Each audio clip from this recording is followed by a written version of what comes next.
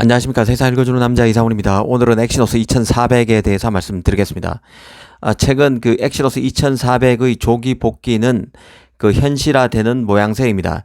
공식 오피셜은 아니지만 그 외신을 통해서 드러나는 엑시노스를 둘러싼 분위기는 나쁘지 않은 것 같습니다.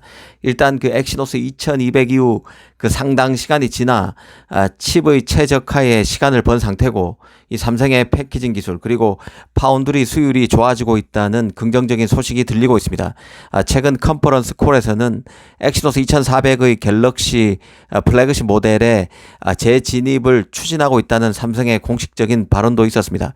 가장 최근에는 유명 팁스터가 엑시노스 2400이 동남아 지역에서 팔리는 갤럭시 S24에 탑재될 것이란 소식도 전한 바 있습니다. 일전에 그 삼성 파운드리 4나노 수율이 급격히 개선돼서 TSMC의 4나노 수준까지 올라왔다는 소식을 전했던 레베그너스가 업로드한 내용입니다. 그 갤럭시 S23에서는 스냅드래곤 8 2세대 AP가 전량 탑재돼서 전 세계가 같은 스냅드래곤 AP를 사용한 셈이지만, S23 이전만 해도 삼성은 플래그십 스마트폰을 내놓을 때 미국과 중국, 유럽 일부에서는 스냅드래곤을, 그리고 한국과 유럽 일부, 동남아에서는 자체 AP인 엑시노스를 탑재했었습니다. 그런 만큼 그 엑시노스 2400이 동남아 지역에서 팔리는 S24에 탑재될 수 있다는 내용은 그간 갤럭시 S 모델에 탑재됐던 AP의 그 지역 분류와 일치한다는 점에서 일단 그 정합성 측면에서 신뢰할 만한 소식이라고 볼 수 있을 것 같습니다. 만약 그 엑시노스 2400이 조기에 나온다면 일단 그 동남아 제품에 스냅드래곤 8 3세대 AP 대신에 엑시노스 2400이 탑재되고, 추가로 엑시노스가 더 탑재되는 지역이 나올 것으로 봅니다. 이 얘기를 다시 꺼내는 이유는 최근 한 유명 팁스터가 갤럭시 S23에 단독으로 탑재된 스냅드래곤 8 2세대 AP 가격이 애플의 A16 바이오닉 칩보다도 더 비쌀 만큼 고가였다는 점을 지적했습니다. 이 때문에 삼성이 엑시노스 2400의 조기 복귀를 깨하고 있다는 취지의 업로드를 했습니다.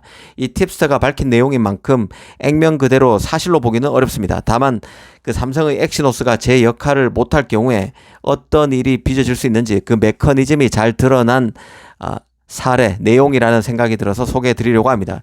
이번에 그 가격 비교 대상에 그 올란 퀄컴의 스냅드래곤 8 2세대 AP와 애플의 A16 바이오닉은 똑같이 TSMC의 M4 노드로 만들어졌습니다. 그런데 그 스냅드래곤 8 2세대 AP 같은 경우는 그 스마트폰 파트너의 개당 $160에 판매됐고, 애플의 A16 바이오닉은 이전 제품인 A15 바이오닉과 비교하면 2배 이상 비싸지만 개당 $110에 애플에 팔렸다는 것입니다.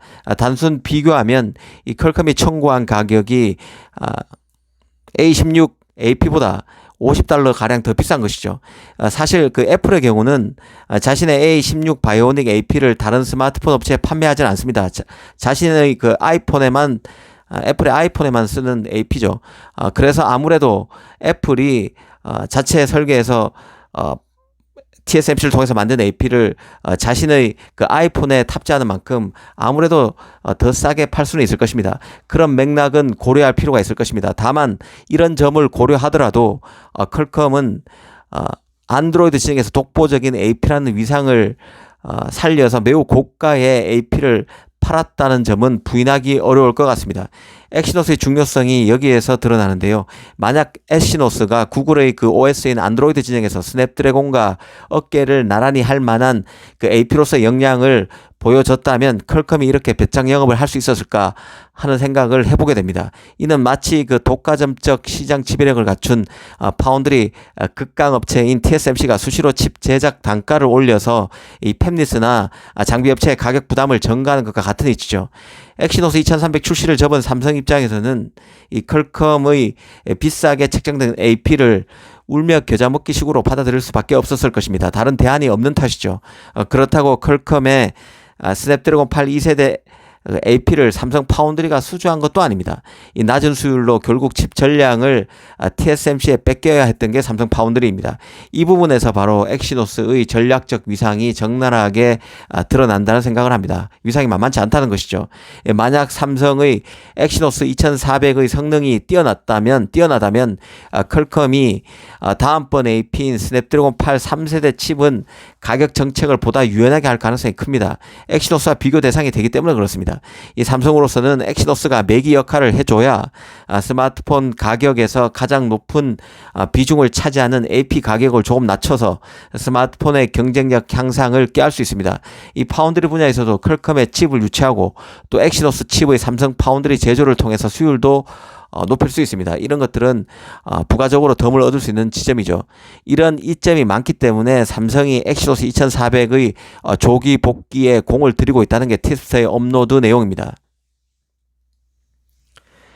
이 삼성의 파운드리 수율이 크게 향상됐다는 말이 나오고 있는 것은 이런 소식들이 현실화될 수 있는 가능성을 높이는 요인으로 볼 수 있습니다. 엑시노스 2400의 경우는 삼성 4나노를 활용하는 것으로 알려져 있습니다. 이 삼성은 TSMC처럼 4나노를 세분화한 상태인데요.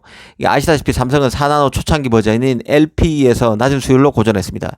하지만 지금은 4나노 수율이 70% 이상으로 올라왔다는 얘기가 나오고 있습니다. 그래서 엑시노스 2400은 삼성 4나노의 3세대격인 LPP 플러스 노드를 쓰는 것으로 알려진 상태입니다. 수율이 향상되면 삼성 입장에서 가격 경쟁력을 더 끌어올릴 수 있기 때문에 파운드리 측면에서는 TSMC를 추격하기에 낫고 스마트폰 측면에서도 애플 아이폰에 대한 추격이 더 유리해질 수밖에 없습니다. 엑시노스 2400의 성공이 중요한 이유는 구글의 텐서 칩은 물론 다른 팹리스의 4나노, 3나노 유치에도 영향을 준다는 점도 빼놓을 수 없습니다. 전통적으로 삼성 엑시노스는 삼성 파운드리 수율 향상의 기폭제가 되어 왔던 칩이고 엑시노스를 보고 다른 팹리스들이 자신의 칩 물량을 삼성에 맡기는 식의 타진이 많았습니다. 특히 구글의 경우는 올가을에 나오는 텐서3인 G3 AP를 삼성 4나노 공정에서 맡기는 것으로 알려져 있는데요. 구글 텐서3도 엑시노스 2400과 같은 4나노 3세대 노드인 LPP 플러스를 쓸 것이란 관측이 지배적인 상황입니다. 즉 엑시노스 2400의 성공은 텐서3 성공과 자동적으로 연결될 수 있습니다. 여기에 구글은 내년에 출시될 텐서4 같은 경우도 TSMC 4나노를 활용할 계획을 당초에 갖고 있다가 삼성의 4나노 혹은 3나노를 쓸 것이란 관측이 나오는 상황입니다. 다시 삼성으로 선회하는 상황이죠. TSMC의 제작 단가가 너무 비싸기 때문에 구글이 다시 삼성을 찾고 있다는 소식이 최근에 외신에서 나온 바 있습니다. 이런 맥락까지 고려한다면 엑시노스 2400의 성공이 갖는 의미는 더 클 수밖에 없습니다. 엑시노스 2400은 결국 안드로이드 진영에서 아직은 스냅드래곤을 추격하기엔 역부족인 디멘시티밖에 없는 상황인데요. 이 디멘시티보다 앞선 AP로서 스냅드래곤의 추격자로서 강한 추격자로서의 도전적 역량을 보여줘야 스냅드래곤이 폭리를 취하는 것을 막을 수 있습니다. 그리고 엑시노스가 출시가 돼줘야 TSMC가 파운드리에서 갖고 있는 그 위상을 등에 업은 폭리도 낮출 수 있는 그런 삼성 파운드리의 수율도 올려줄 수 있는 역할을 한다는 것이죠. 엑시노스가 단순히 시스템 반도체로서의 위상만 갖고 있는 것이 아니라 파운드리에서 TSMC를 쫓아가게 만드는 그런 강한 지렛대 역할도 하고 있음을 인식할 필요가 있습니다. 오늘은 그 엑시노스 2300 출시가 안 되자 스냅드래곤 8 2세대 칩이 애플 AP보다 더 비싸게 납품됐다는 테스터 소식의 맥락을 다시 한번 짚어봤습니다. 감사합니다.